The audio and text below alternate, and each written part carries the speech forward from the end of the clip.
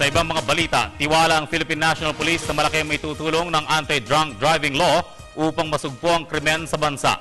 Para sa detalye, narito ang report ni Alvin Baltazar. Malaki ang magagawa ng naisabatas ng anti-drunk driving sa kampanya ng Philippine National Police laban sa kriminalidad.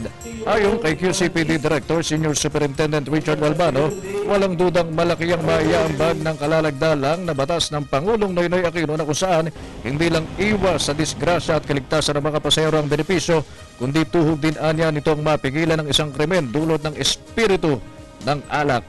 Alam mo, karamihan kasi na gumagawa ng krimen, kung hindi nakadroga, nakainom. Bihira yung nakuhuli natin na normal ang pag-iisip.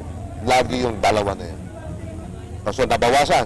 Tapos yung crime prevention natin, yung babanatan natin itong mga drugs na ito. So, two-way. Maganda yun. Tiniyak naman ni Albano na wala silang pipiliin sa pagpapatupad ng kalalagdalang at pantay-pantay ang kanilang gagawing implementasyon nito na kahit sariling mga kabaro basta't lumabag ay kanilang huhulihin. Bilang tagapagpatupad ng batas, kailangan naman na sila ang unang maging ehemplo sa halip na sila pa ang lumabag. Siyempre, sakop din kami sa batas na yan. Kung gagawin namin, kami rin mismo manghuhuli sa hanay namin. Sa ngayon ay inaalam na ng QCPD ang Implementing Rules and Regulations o IRR ng Anti-Drunk Driving Law upang mapag-aralan at maipatupad ito ng buong higpit na para sa pulisya ay isang mabisaring hakbangin para sa crime prevention. Para sa Telebisyon ng Bayan, Alvin Baltazar.